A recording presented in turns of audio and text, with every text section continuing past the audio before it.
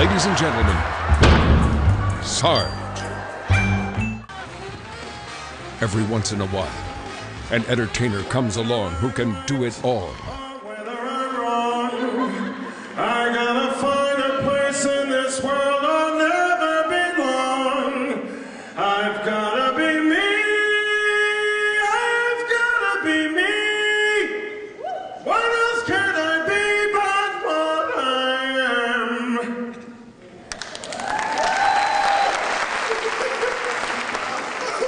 What am I?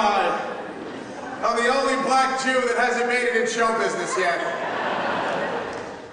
He's as funny as anyone's ever been. Sarge, everybody! Oh, thank you. Thank you. Thank you so much. Thank you, thank you, thank you. I'm so glad to be here. I told my mother I was going to be on television, and she said, make sure you wear something slimming because the TV camera puts on about 20 pounds. Like that's going to matter to me. Look at me. I'm a black Jew, which means I shoplift, but just wholesale. Yeah. Thank you. Jewish part of me doesn't work on Friday nights. The black part tries not to work the other 6. So I'm actually not all the way black. I'm actually mocha, like if Starbucks doesn't have a poster boy. Mocha Frappuccino Grande, man. And I'm staying with my friend Scott. He's got a kid named Jake, 12 years old. Kid's 12. He's smarter than I am. He has a supercomputer. Kid has a PlayStation. Kid has a Game Boy. I was 12. The most technologically advanced thing I had was a light bright and a vibrating back scratcher. All right? I had an Etch-a-Sketch. Took me 2 years to make a circle on it. 12 years old, I was still looking at the back of the TV to see how the people got in there to do the shows. I was like a moron. They're smarter than we are today, but let me tell you something. They are so sheltered. These kids, a whole generation of people that have ridden bikes with helmets for their entire life. You know what I mean? They're all diagnosed with something. You got to watch them, you know? It's like, don't yell at him. He's got ADD, TV. Yeah. My father diagnosed me when I was 12. He said, he's a moron, and he won't sit still.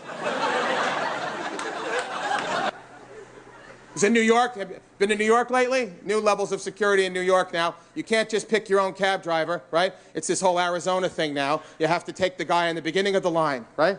You got to take the guy at the front of the line. You can't pick whatever you want. You know, it's scary, right? And the guy in the front, if you don't pick the guy in the front of the line, it starts a whole jihad right at the terminal, right? So I come out of the terminal. I'm going to the curb, and I look in the cab. Guy's wearing a turban and a beekeeper outfit. And I don't want to get in the cab because he's got incense burning, he's got a laptop, he's got an alarm clock on top of it, you know. So I get in, I said, come on, I'm getting in. I said, where are you going? I said, I'm going to Carnegie Deli. I want to go to the deli. I want to go get a pastrami sandwich, and I'm trying to keep my weight up. And Carnegie Hall, what? You're a flutist? No, I want to get a sandwich, I told him. A sandwich. Carnegie Hall, I take you to Carnegie Hall. I said, get in, come on. So I get in the car, I look in. I tried to talk to the guy. His name was right on the dashboard. It was one of those simple, you know, Middle Eastern names. What? Junior, that was his name. I said, what do your friends call you? He said, Jeff. Perfect. We had a little relationship going. I said, I need to go to Carnegie Deli. Let's go. How do you want to go? I said, you're the driver. Pick a way. Let's go. All traffic, very tie up. New York, big problem. I said, okay, just go. Just go, put on some music and let's go. You want to hear music, huh? I said, yeah, put on some music. What do you want to hear? I said, any kind of music. He says, you like country? I said, sure, put it on. He says, my country. Folks, I finally understand why people where he's from volunteer to blow themselves up. The music this guy put on in the car made me want to strap on a bomb belt and run uptown and pull the ripcord. I'm in traffic in the cab for an hour and a half. This is all I heard from the JFK airport to 54th and 7th.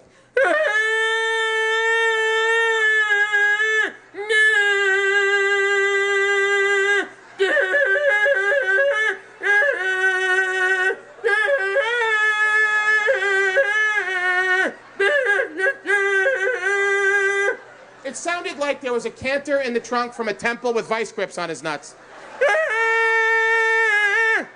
We were in traffic. Another cab pulled up next to us with the window down. He went...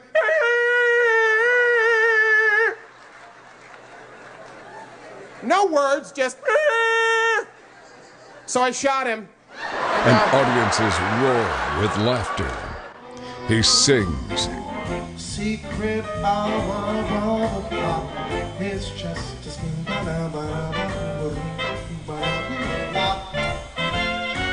And then the whole wide world discovers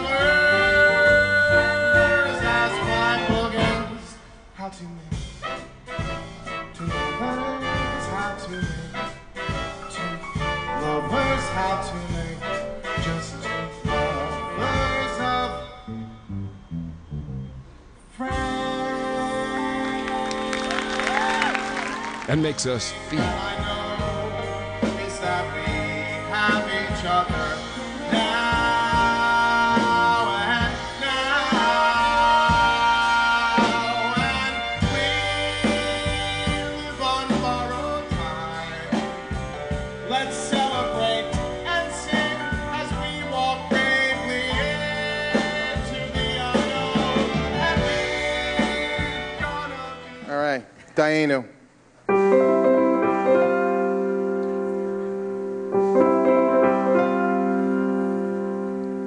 Why are there so many songs about rainbows? And what's on the other side?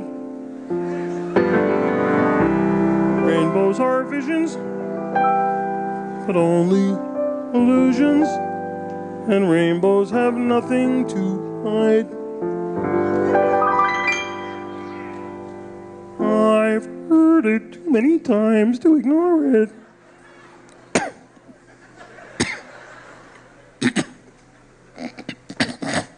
I think I have a me in my throat. And then a third gift. Sarge takes requests live. And if I... Hold on a second.